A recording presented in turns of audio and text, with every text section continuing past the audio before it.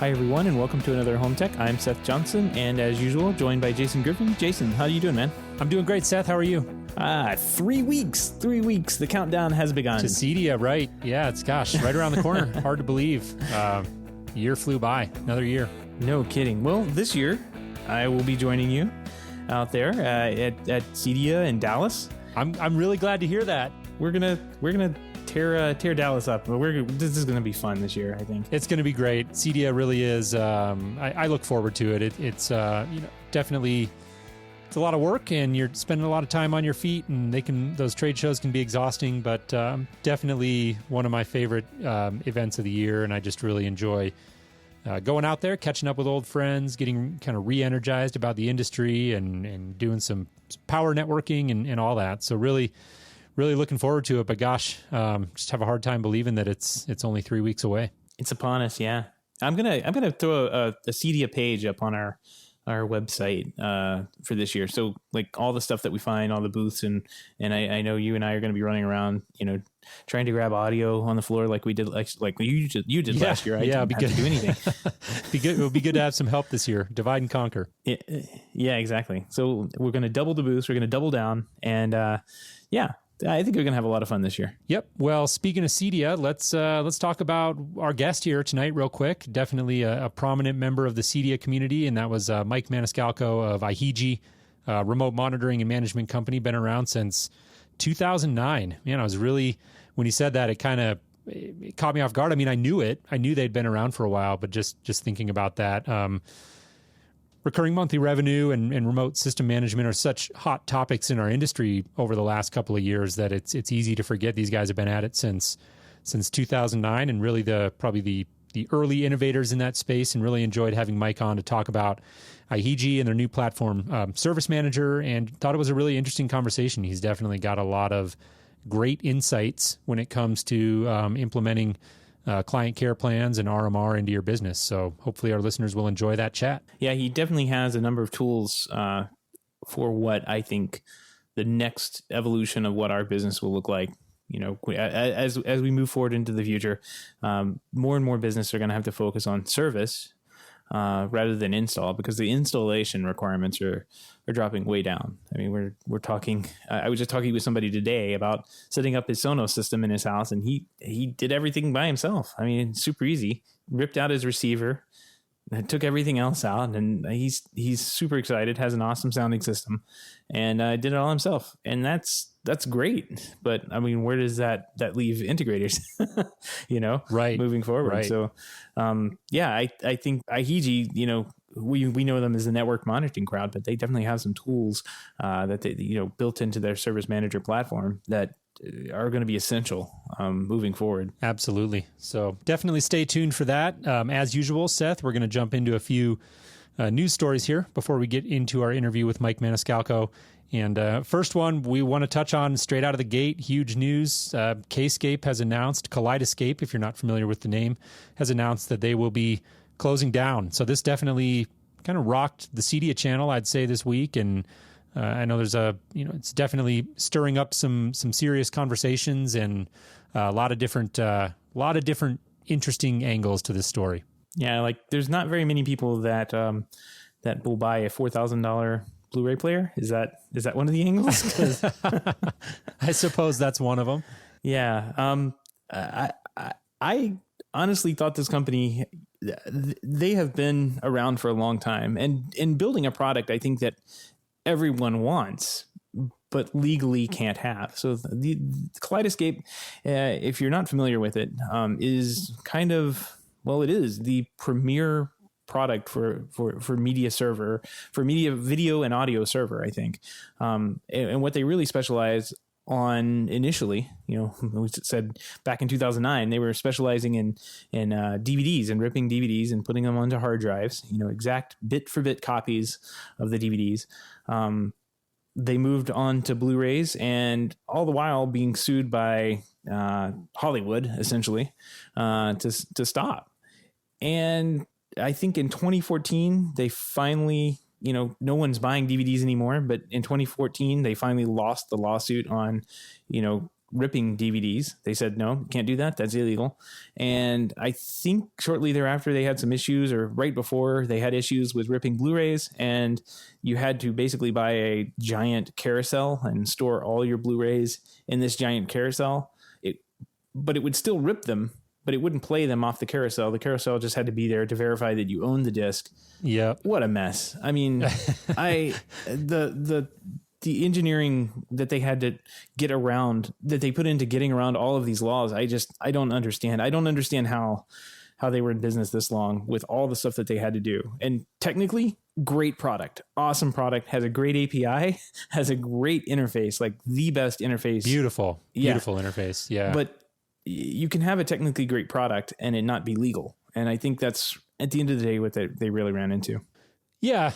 I think that, I guess from a broader perspective, the bigger challenge I think was the price point, but that a lot of that I think was a result, I should say, of some of the legal troubles they were having, at least indirectly. Lawyers and the engineering to make sure that the security on the devices was tight, and so there was a lot of factors that contributed to that. But I think ultimately, they would have had a better shot at weathering that storm had they been able to figure out a way to navigate all of that trouble while simultaneously coming out with a lower price point. And I know they were working on that, and they had a couple of systems over the years that they had come out with to try and get that price point down. But, no matter what they did, it was a high-end product. And I know that I did quite a bit of work with Kaleidoscape systems when I was working out in the Los Angeles market. I haven't seen as much of it here, but it's certainly around. There are clearly homes in the Denver market that have it. But it still was very much a high-end solution, so not really a mainstream market product. I think it's slightly ironic that they were fighting all these battles with Hollywood, because I know from experience, having worked out in that market, that a lot of very big-name Hollywood, A-listers, producers, directors would use Kaleidoscape in their homes. So just a bit of irony there, but... Well, they'll find out that they'll have these really expensive bricks in their homes. Yeah. And I wonder what they'll think about that. Yeah. So anyways, big story, a lot of angles. I'm with you, Seth. I can't say I was shocked by the story at all. I was saddened by it. I think that they fought the good fight. They had a technically great product, beautiful interface, but it just wasn't one that I personally would have put any stock into. So can't say that personally I was surprised. Yeah. And I will say, over my entire career, I have never sold a media center type thing where you rip discs. Never sold one. And the reason was simple. Like, Kaleidoscape, yes, had the technically superior platform, technically superior product, but it was always questions like, is this actually legal? Do I want to be selling this to my clients? And then having a situation like this where you've sold a $30,000 to $40,000 movie server setup thing to a client, and then have them, turn around a couple of years later and it's not going to work anymore. Once this company goes out of business, I don't think those you're not going to have them working. I know that they moved to a cloud platform just this last year, so they could stream movies in, which was good, but I think it was just too little, too late, unfortunately. Yep, I agree. Well, let's move on here. We got a few more stories we're going to move through a little bit quicker, and then we'll get into our interview with Ihiji. Next one looks like Samsung is entering the stationary voice control game. So they've got their Amazon Echo competitor that we're now seeing some rumors about. And I think that, I again, can't say I'm surprised. This is voice control is a hot category, and it looks like this is kind of early on, maybe a prototype of some sort, and doesn't appear to be a ton of details on it, but it's called the Scoop and looks very similar in terms of the functionality to like an Amazon Echo. So just a small little stationary device you put on a countertop, and presumably always listening, giving you voice control. Part of the SmartThings ecosystem, presumably. Again, not a ton of detail on this. I saw a story on the Next Web is where I'm getting my information, but I think generally just speaks to the interest of large companies in further developing the voice control market. Yeah, and making really strange choices on their Me Too products. This thing has a leather strap that you can put around your wrist, I guess. and maybe walk around. That was a little interesting. Yeah, I don't really get that. Maybe it's like something you can bring down to the beach with you or something. I don't know. It's like it looks like something that would live inside your house, like a little pot or something you'd set on your kitchen counter, but really not sure. Very strange. Yeah. In and of itself, I'd call it kind of nondescript as far as the physical appearance of it, but the leather strap on the side definitely jumped out at me. I was just wondering what the heck that was, and so interesting choice there. But we'll be curious to see. SmartThings, I think, for all of its challenges, is still a pretty mature platform and probably one that's going to be around for the long haul. I think that's reasonable to assume, and I think that you can incorporate voice control into that ecosystem in a seamless and effective way, then I think for SmartThings users, that could clearly be a big win. So be curious to see how this develops. Very cool. Yeah. So I'm not sure if I need to get some kind of new sound effect. We've been running into this with hubs dying off. Like what do I play for that? And I've been playing like the sad, slow piano music kind of in the background. But I think I need a new sound effect for routers with mesh Wi-Fi. I agree. You're going to have to step up your sound effect game over there, Seth. Yeah, no kidding. So Netgear has come out with something called the Orbi, and it is essentially their version of what we've seen Eero come out with. So that's that it's a router with a Wi-Fi access point, and then you can add on satellite mesh networks to mesh out to bring out your Wi-Fi into those dead spots in your home. Yep. Kind of interesting that everybody is jumping on this bandwagon too. What's old is new again. I know Wi-Fi seems to be a big market right now. Everybody's looking at it, and so Wi-Fi system is the term that Netgear is using to describe it, and it's a small little white box. Actually comes with 2 units when you buy it. Just skimming through here, I don't recall if this article mentioned pricing in $399. $399. Okay, so on par with some of the other Wi-Fi solutions that we've seen out there.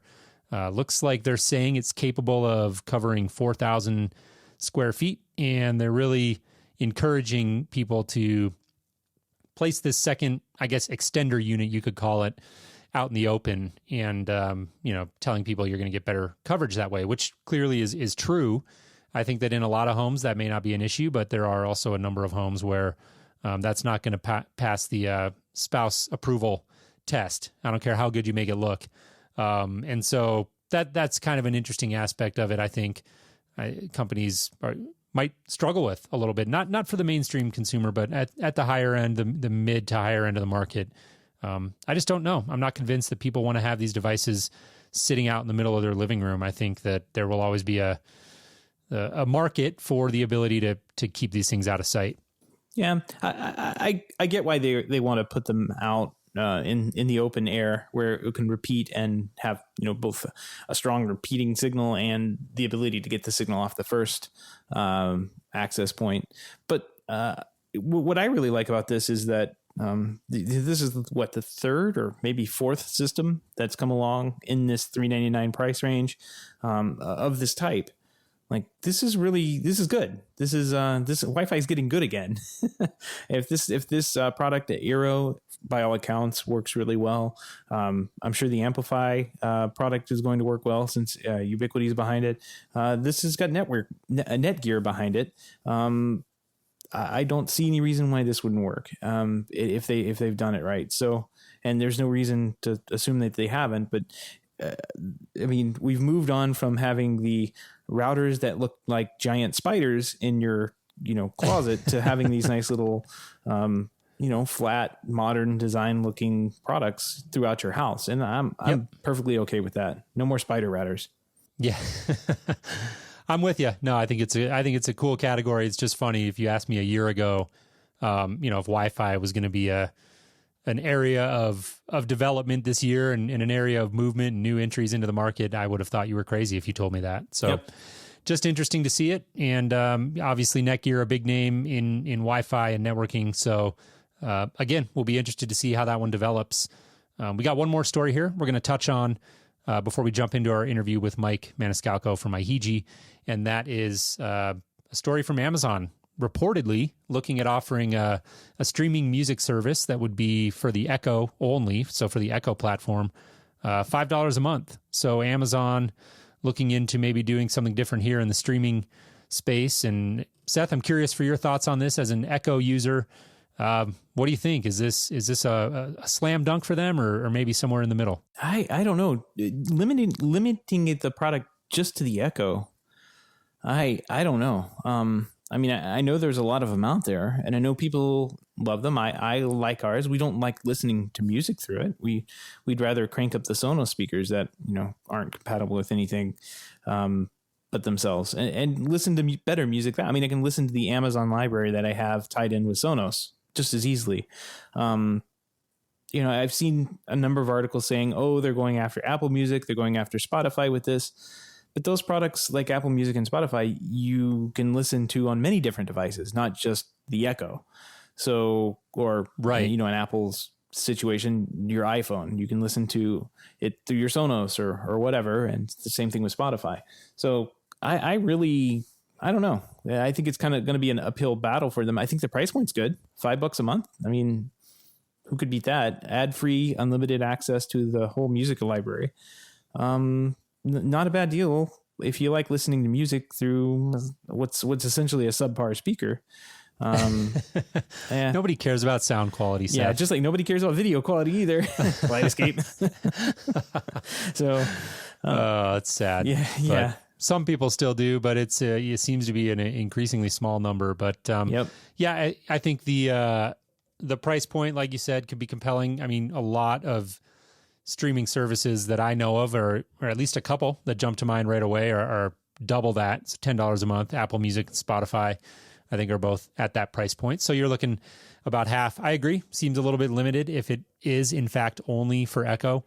But I suppose there's going to be a market for this, and $5 a month is pretty compelling. It looks like this article is saying that the service may launch in September. So we won't have long to wait in order to confirm if Amazon is in fact going to move forward with this. So yeah, like a lot of our stories here, this will be another interesting one to keep an eye on. But with that, let's move on here. We're going to jump into our interview with Mike from Ihiji here in just a second. But before we do that, want to quickly remind our listeners that if you want to support our show, if you enjoy home tech, get some value or entertainment out of it, we would encourage you to become a patron of the show. And you can learn a little bit more about that at HomeTech.fm/support. And that's a way that you can financially contribute to the show for as little as $1 a month. Help Seth buy some coffee to get through those late night editing sessions. And we really appreciate that support. It goes a long ways to help us keeping this mission moving forward and getting the word out to more people. So big thank you to the listeners who have done that already, and definitely want to encourage more of you to take a minute and go check that out. Yeah, absolutely. I want to echo my thanks as well for everyone who has supported the show. If you can't do that, just reach out to us and, send us a question. HomeTech.fm/feedback has a nice little feedback form. If anybody does have any questions about anything that we talked about, or, home technology in general, just feel free to reach out to us. We're there and on Twitter at HomeTech Podcast. You can also find all of the links to everything that we've talked about on the show tonight at HomeTech.fm/show/125. And with that, let's jump into the interview with Mike. Hey, Mike, welcome to the show. How are you? Thanks, guys. Thanks for having me. Yeah, appreciate it. We, you and I have been going back and forth for quite a while trying to get you on the show. And so I'm really happy that we were finally able to make schedules line up, and really look forward to diving into Ihiji and talking about what you guys have going on these days and moving forward. But before we jump into that, why don't you give our listeners just a bit of a personal introduction and maybe talk about some of your background going back even prior to Ihiji? Sure. So my name is Mike Maniscalco. I am one of the founders of Ihiji. We started Ihiji back in 2009, and the background before that's kind of interesting. This the Ihiji concept was born within a integration company which we had started prior to Ihiji, and we developed the technology for Ihiji Envision within that business to service our customers. And ultimately, we decided there was actually a product and a business within the Ihiji Envision products. So we sold the integration company, and that was in South Florida. We sold that business, spun out Ihiji into the company it is today, relocated to Austin, and have been focused on Ihiji since then. And I think going back even before that, before we started the integration company, and our background's a little different for the industry. We had an IT background, started off in research and development for Bell South in what they called their science and technology division, which was focused on emerging technologies 7 to 10 plus years out in the horizon. So early in our careers, both Stuart, one of the co-founders, and I had an opportunity to work at Bell South in this R&D space, and we were focused on home networking technologies. So we got a really good preview into the future of connected devices back in the late 90s, early 2000s. It kind of got us interested in the technology to begin with, but also got us really excited about the future of technology in this industry in particular. We also had backgrounds in software and computer science, computer engineering type backgrounds. So it made a lot of sense when we went down the path of doing a software technology startup, which Ihiji is. So it's an interesting background, but definitely relevant to everything we've done and are continuing to do right now. Yeah, definitely. I can totally see that. And, we always love having companies on that are born out of integration companies, or at least have integrators at the helm, because I think you really have a pulse on what home technology professionals need. And there's no better way to get that in the trenches knowledge. So, before we jump into any more of the details, I do want to ask also, where did the name come from? I'm sure you guys get that. Yeah, and I know our PR firm is gonna kick me for saying there really isn't a good name. Yeah, we've had. I mean, I think it's actually fun to tell a story. We've had 5 different stories we've tried to make up to have something really interesting to talk about. And at the end of the day, it really was just the name sounded great. It was kind of we had Catchy. a list of catchy, memorable. We can all those classic stories. I like to say now I've named 2 businesses. Both are very hard to remember, hard to tell people what in the world you're saying when you call on the phone. So I could be a consultant on probably how not to name your company. But the great thing is we have a lot of fun with the name, and it is memorable. So Awesome. unfortunately, there's no really killer story. Yeah, no, I like that. That's good. Just in case there's anybody listening, I kind of doubt it, but just in case anybody is listening that's not familiar with Ihiji, let's just start there. Give us the elevator pitch. What is Ihiji? Yeah, I think the best way to start is just going back to that history. When we were in South Florida, our customers, we were doing very high-end home automation systems, so you had a lot of technology. We were pushing the envelope because we had the strong background in networking. We were pushing the envelope with connectivity and doing all IP-based systems. And our customers would fly in on their private jets on the weekends on a whim, come home, sit down, try to do something with their automation system, try to have a party, and things wouldn't work. And just like all the integrators listening in on this show, you get that frustrated call from the customer, and that it always comes at the worst times. It's a night, holiday, weekend, you're at a family event, and you're having to drop everything for that customer. And we said, you know what, there's a better way to do this. We knew the server space and server IT administration, they had alerting utilities and monitoring utilities, and they said, why doesn't something like this exist for the home, especially with all this complexity? So we developed this tool to actually proactively monitor and service our customers. And within the business, we actually turned that into a service offering, which we sold service contracts to our customers. And this was a cornerstone as that service contract offering. So Ihiji started with our product we call Envision, spun that out, as I mentioned earlier, as a remote monitoring solution. And that was over 7 years ago now. And if you look at what we've done since then, Envision has evolved quite a bit into what I like to call a remote network management platform, where you get a lot more than just monitoring, alerting. You get remote connectivity, remote reboot capabilities. Really trying to be. There's 2 different ways to explain it, and I like this one. Most of the integrators in this company have done universal remote controls, right? And the pitch with a universal remote control is, why do you want 6 different remote controls spread across the coffee table? Because then you're having to reach for 6 different remote controls and remember which is which and which button does what. Your universal remote takes all of that away, and we can program macros, and your life is easier. I like to think of Envision as the same type of tool, only for the dealer's service and support organization. So you don't have to have 6 different remote reboot, remote access, remote troubleshooting utilities. Ihiji is your one-stop shop, single pane of glass for remote service support. So that kind of explains Envision. We also have another product called Ihiji Service Manager, which we launched last year at CEDIA Expo, which is a platform for the business to help deliver on the level of service that they're able to provide with solutions like Ihiji Envision. Very cool. And I just kind of want to point out, you said 7 years ago, that's 2009. That's before the iPad. I mean, this is completely different time, I guess, when it comes to home networking. You guys have got to been doing this longer than anybody else. Is that right? That's absolutely correct. I mean, we were early. What I like to say is we had that R&D product or background. We were thinking very differently. We were early to the party, if you want to put it that way. But because of that, we have deep expertise and knowledge, not only of the industry but the space and the challenges and the evolutions of adoption that dealers go through. And yeah, we learn new things every day, believe it or not, even with all that experience. So you covered a couple of products that you offer. I know that most of it is software based, like you get onto a web app and kind of look at what's going on in your install sites. But do you offer hardware as well? Yeah, and the hardware I like to say is a necessary evil. Right. It's, going back, like you said, 7 years ago, there was no iPad. We needed a dedicated device within the home to be able to do the monitoring securely, because we needed something that sat behind the firewall and was able to look at the status of all those devices.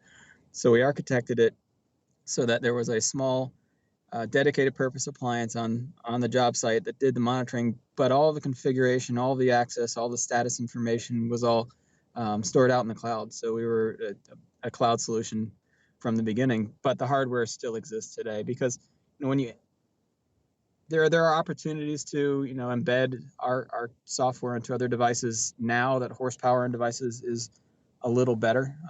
Going back a few years ago, that wasn't even possible. Processing in the everyday consumer electronics device just wasn't strong enough. But having a dedicated purpose appliance on the network just gives you it gives you stability and a lot more flexibility. So we have two hardware components as part of the Envision solution. One is for low budget networks where budget is a concern for the customer, because it's got a very friendly price point for the everyday network. The other piece of hardware is for your pro grade networks. So where you have 10, 20 devices plus high bandwidth applications where you've got 150, 300 meg services, gigabit services. That's what our other hardware component is. The only differentiation is networking capabilities, speeds, and processing capabilities. So those are our two hardware products, but the magic is in the software. We like to think of ourselves as a software company. Cool. So I'm an installer. I get a Ihiji in a box. What's it look like to install? I just plug it in, and what's the next step? Yeah, I mean, Ihiji is a pretty powerful network management tool. So it's not plug and play. But we make it as easy as possible, especially given the complexity of a tool like this. So you plug in the appliance to the router. That's really all there is from a site installation perspective. Make sure that the lights come on. And then everything else can be done from the office. So you can go back to the office, you log into your portal. Based on the license key on that appliance, you'll add it to your dashboard. And then it'll scan the network, find all the devices on your network. You can kind of get an idea of what's out there, quick inventory snapshot. And then it'll even start automatically testing things like internet speeds and giving you a plot of the ISP and your download speeds and upload speeds right away. And then you can start adding things like my router, switch, access point, core devices, IP power products, things like that. Takes a few minutes to set up. Once you've got that underway, you'll get alerted if any of those core devices falls offline. I can use it to tunnel into those devices, make configuration changes. I can trigger my reboots at that point. But you can take it obviously a lot further. It's kind of like if you want to think of a Crestron system or AMX system, you buy this little box, and this little black box, you can make it as simple or as complex as you want. And we're very similar in that way, and the way you configure and tweak things. Awesome. Well, yeah, why don't you give us, this is always kind of a hard thing to explain in a podcast, but if you can just give us a quick overview, you alluded to it there in the dashboard, and maybe just talk about what's included in that dashboard, including, some of the business management tools. So multiple sites, multiple team members, that sort of thing. Yeah, like I said, lots of flexibility. But the general concept is a company will log into their dashboard and get a view of all of their client sites. So you're not having to log into each individual client site and check statuses. You have a dashboard. A lot of our dealers actually take that dashboard and put it on a screen in their showroom. And when customers walk through, they can tell their customers all about their services. And they also have all their employees are then walking through and seeing the status of all their systems pretty regularly. So that's a great use of our dashboard. And then the dealer can configure users for their accounts. We've got a lot of different permissions levels and access levels. You can restrict people to single sites. You can restrict remote access. It logs all of that. So what it turns into is a very scalable system for integration companies, because a lot of integration companies have employee turnover. And if an employee leaves and they have remote access to all of your sites, through Envision, you just delete their account and they no longer have access to any of those systems because of our tunneling.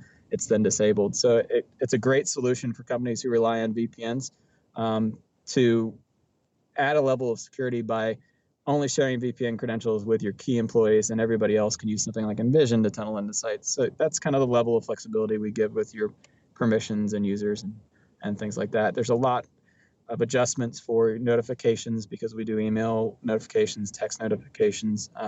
You can do that on a user basis. You can do it on groups. You can do once a day emails, real-time emails, a lot of things underneath the hood.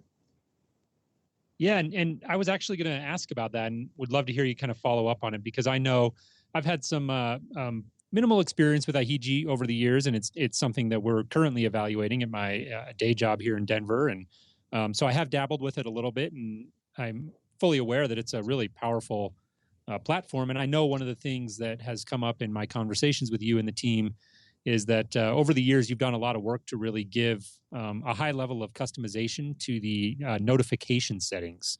And I know a lot of people early on were kind of getting notification overload. And I think that's an interesting conversation. So tell us how that's evolved with Ihiji. Yeah, I like to start by saying in a perfect network, you shouldn't have problems, right? And that's really where we started with the solution. We said, okay, almost all systems should be perfect. They are hardwired. They have commercial grade networks, commercial grade routing, commercial grade Wi-Fi. Therefore, there shouldn't be, when there are problems on the system and on the network, they should be problems that need to be addressed, because a good network just doesn't have problems, right? So that's where we started. But we all know in reality, in the real world, the situations that integrators get into with budgets and stock, or having to work with the existing product, and nowadays with all of the different Wi-Fi products on the market, perfect networks are a lot harder to come by. So we engineered a lot of different notification adjustments. So there are plenty of ways to do it. You can adjust. I think you can turn up the volume as high as you want, and so a lot of dealers choose to turn the volume way down for everyday monitoring, so that they get their once a day status and information. They can look for anomalies at that point and make any determinations of what they need to do that day, and that's all they do. And they don't get any real-time alerts. Some of them turn on real-time alerts for critical clients and critical devices, and they only get those. Some guys go out of their way to engineer perfect networks, and they make the alert levels high because they want to know if there are any problems, because they are network gurus and that passionate about having their networks be rock solid. And then other guys will keep the volume down when things are normal, but if the client's saying, hey, we're having some issues, or they suspect there are issues, they'll turn the volume up a little bit. So there's a lot of flexibility in the system and how you get alerted. And also, for guys who aren't familiar with Ihiji, you can always log all the state changes in history and not be alerted. So I know some people will say, well, we tried it, we got a lot of alerts, but you can turn those email notifications off and just turn them on for the devices you want. So it really comes down to getting fully trained and understand the best ways to approach the problems that you're trying to overcome. Sure. Yeah, I think that's super important. We're everybody's super busy, and I think the danger in getting too many notifications is pretty obvious, and that's that it'll become noise, and you'll stop paying attention. So I think having that ability to go in there and really customize that on a device level or on a project level is super important. And I could tell that was something you guys took seriously, and I think that's a pretty critical piece. So I'm glad you had a chance to tell us about that. Let's just talk in general about the types of devices that Ihiji can monitor. Some of them are pretty obvious, network and control processors, but what are some of the other types of devices that home technology professionals can monitor with Ihiji? Yeah, I'll say let's start from the outside in. The first is the internet connection, because the ISP, especially in today's cloud services and streaming services, is a bottleneck and a breakdown in a lot of cases. And unfortunately, because we install the networks, we get those phone calls when the internet's not working properly, right? So we monitor the internet connection. We do speed testing, upload, download speeds, latency on the ISP. If the internet connection goes down, we'll log or notify on that. So you've got that level of visibility. Then moving into the house, I like to say core network devices is the first place you're going to look, because if the core network is down, the digital plumbing is down, nothing in the house functions properly. So you want to monitor routers, switches, access points. Then going beyond that is critical system devices, which would include things like IP power products or control system processors or wireless touch panels, things like that. Those are really the important devices. Then it's what devices are prone to having problems and being issues when they do have big issues, when they do have problems. And in a lot of cases, that's things like the Apple TVs, because those, they lock up. And when they do, the customer calls almost immediately. But anything with an IP address can be monitored within Envision. We go through a lot of trouble to monitor the network performance to every one of those IP nodes. And then we can also take that even further and give you deep visibility into a lot of these devices. So a great example is Roku. We can show you what firmware is running, what applications are installed, things like that on the Roku. So you get service information, memory usage information on some devices, processor load on some devices. Firmware is a great one for routers and things that are vulnerable to security breaches because of bad firmware.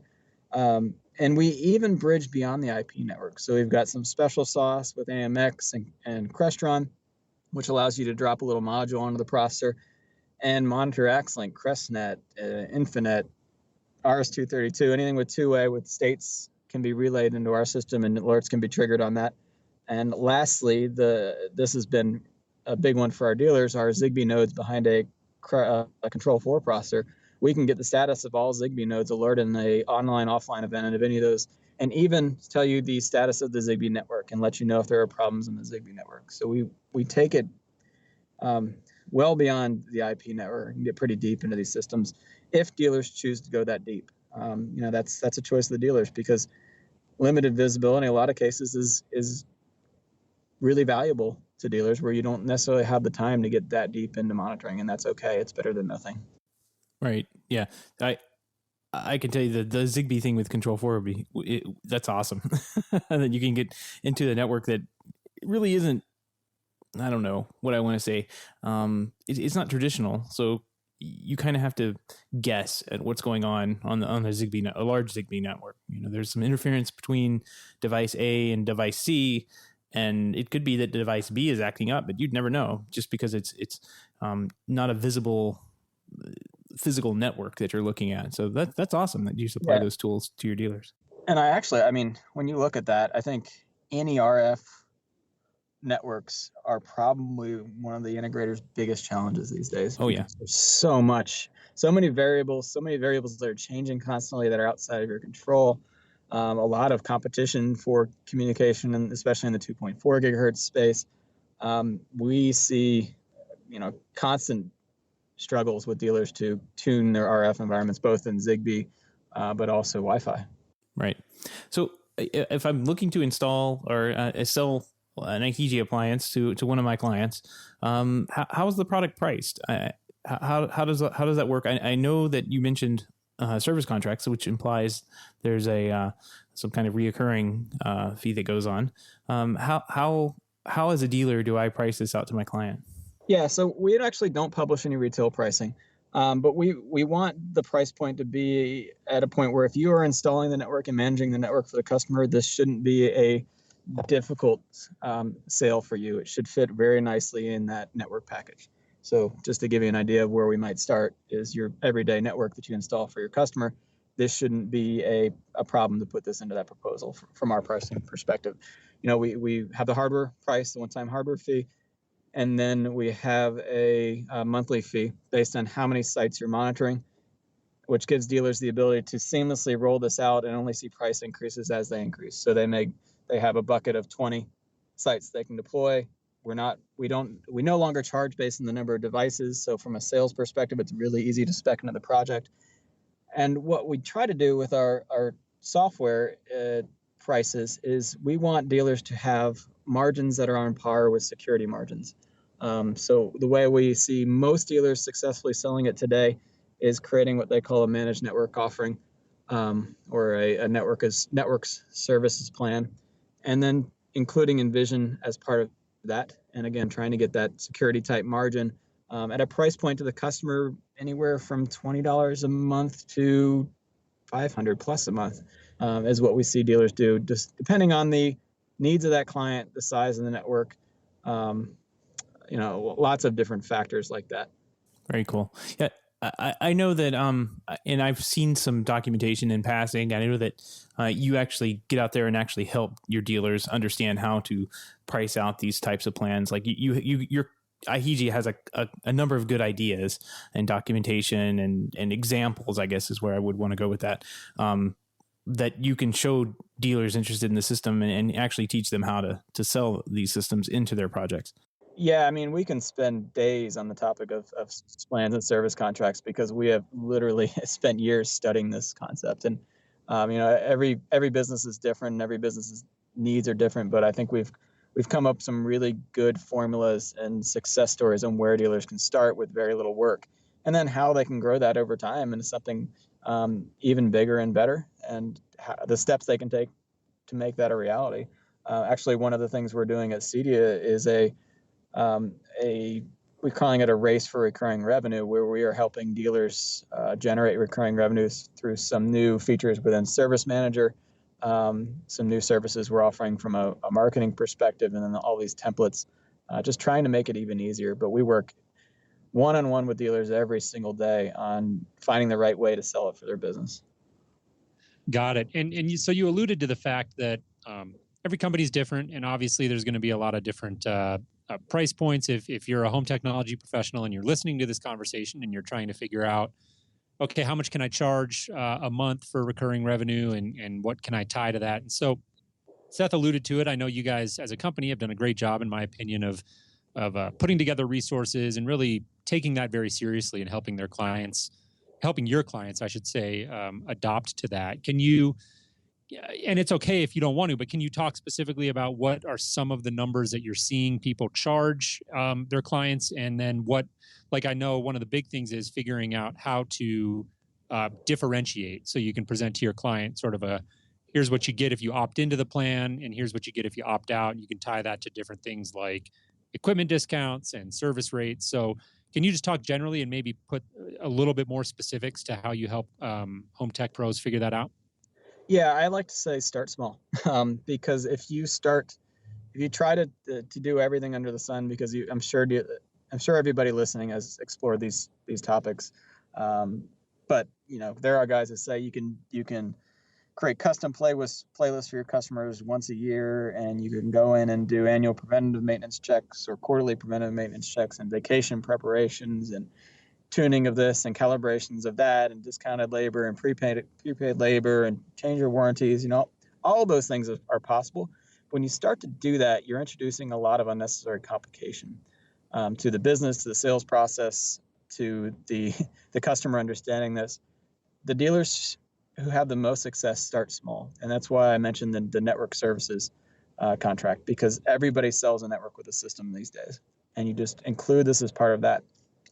So the price points that we're seeing, and I mentioned the range, $20 to $99 seems to be a really easy price point for your everyday installed systems, right? When you're talking about a $25,000 system, those price points shouldn't be difficult to get from the customer every month for a value add, like network monitoring, remote reboots, remote access and support, priority calling. You're not promising a lot, but you're offering value to the customer.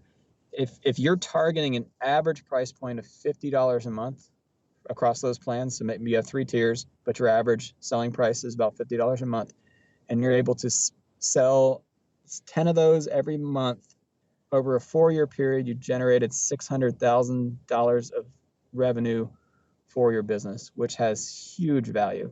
So, I mean, it may not seem like a lot of money, but it actually adds up quite a bit over time. So I think those are some really good price points to think about. And then, yes, there's always the story about the guy who sold a $25,000 a year service contract or a $50,000 a year service contract. But those are very special organizations. They're not everyday occurrences. So I think a better way to think about it is, how do I start small? And yet you can always add services in your contracts over the years. We see a lot of dealers change their plans as customers get more comfortable with the concepts, and as their organization gets more comfortable with concepts. You can offer upsell opportunities to your customers. Sure. Makes a lot of sense. All right. Well, we're running a little bit tight on time. We got a little more time, and I just want to make sure we get to it, because I know this is a new initiative for you guys, and it looks pretty interesting. I think there's some unique angles to this, and would love to hear a quick overview of Ihiji Service Manager. You alluded to it a little bit earlier, but talk about how that's different from Envision and what really the problems are that Service Manager is trying to solve. Yeah, I mean, Service Manager has grand visions. And it's going to take us some time to realize those full visions. But we launched it at CEDIA last year as a way for dealers really to support their services business. We look at our industry as it's not a project-driven business anymore, and it's changing every single day, becoming less of a project-based industry, right? It's becoming more about services. And dealers have great tools on pre-sales. Right? They have Slate Plan and other Spring Deck. They have great tools for engineering and specification and D-tools. They have great tools for project management and initial installations. But when it comes to service, they don't have a lot of tools available. So that's what we did with Service Manager when we launched it. We looked at dealers' organizations, and we dove really deeply into some of our dealers' organizations and tried to pinpoint all of the problems that they had with service. And post-installation service, long-term client care services is what we call it. And Service Manager is a platform meant to help their business, deliver premium services. So, like I said, we have a long way to go with it, where we want to be the full documentation solution and be able to just basically run their whole services business off of it. But where we started was where we saw dealers struggling the most, and that was with the recurring revenue component of this. So Service Manager, as it is today, allows dealers to create service plan templates, then sell those templates to their customers. I'll give you a little tease for CEDIA. We're launching a dealer-branded portal for dealers, so that they can set up a little portal where they can email their customers and say, hey, we've got service plans available.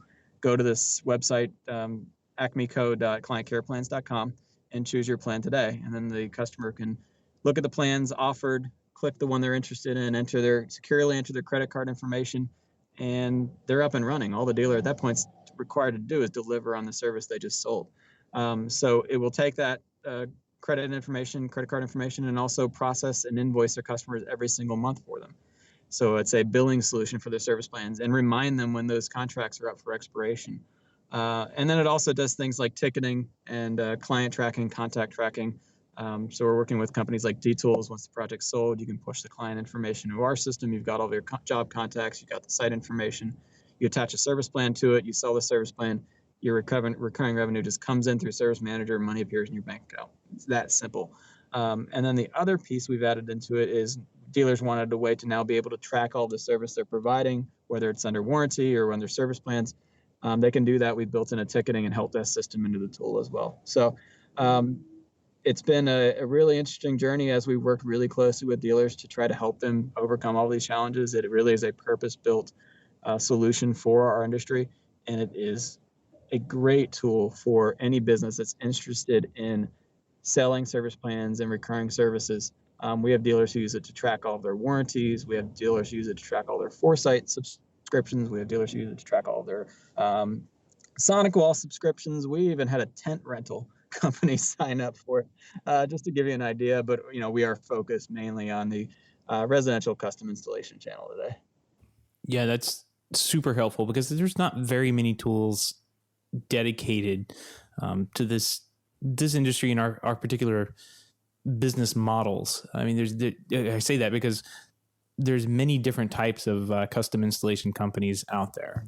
There's the guys that are super focused on security. There's the guys that are super focused on home theater, audio, video, and a lot of times, I mean, I'm hearing you use the word service, but a lot of times the guys are just focused on install and getting wire into homes. So it's really nice to see somebody in the industry and taking part in the industry and really developing tools to help everyone move their business along and take care of some of the challenges that we run into on a day-to-day basis, especially when it comes to service and keeping clients happy moving into the future. I know you mentioned the new portal that'll be at CDA, and that'll be cool. Jason and I will both be there, and definitely going to swing by and take a look. What's next for Ihiji? I guess getting ready for CDA at this point, right? Yeah, definitely. CDA has been a big focus recently. And these new features are a big part of it. We've always worked really closely with manufacturers to, again, provide that single pane of glass, universal remote type approach. So you're going to see a lot of manufacturer partnership announcements. I think we're on pace at this point to have over 200 different manufacturer devices added into our database since CDA of last year, and we've got a lot of additional ones in the queue. So integrating all these devices into our systems so that dealers get better visibility and almost turnkey visibility of these devices is a big focus for us. Improving the user experience is definitely something we want to help with. We realize that, like, I love your statement of you guys did this before the iPad, because it's true. The first device I ever saw our Envision interface on was a BlackBerry Storm, which is the first BlackBerry touchscreen, if you want to think that. Wow. So mobile has always been a focus, but at the same time, monitoring was what the initial user interface was designed to do. It's morphed. We've made a lot of changes for usability, but devices now can tell us more information about themselves, so we can help dealers with setup and make it easier to set up. We can help dealers with some really creative ways to tweak these notifications. So those are the types of things we're working on. We can help dealers with the mobile experience. So that's something that you'll definitely see news on in the next couple of weeks.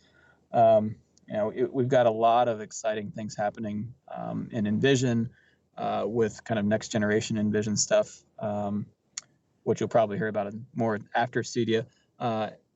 A lot of manufacturer partnerships we're working on, and then constant improvements to Service Manager. I think you mentioned that there aren't a lot of industry tools for things like this, and we really do spend a lot of time listening and working with our dealers to try to deliver tools that make a difference to their business.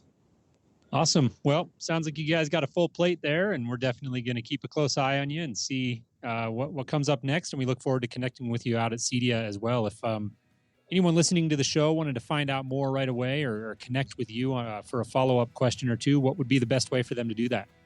Yeah, the best way is just to give us a call. Ihiji.com is the website. Phone number is right there. We've got the employee directory right there. So give us a call, talk to us. We've got everybody at our company just loves to help dealers with any of the challenges they're having. They're just huge knowledge resources for dealers that we don't charge for any of that. So leverage what we've got available.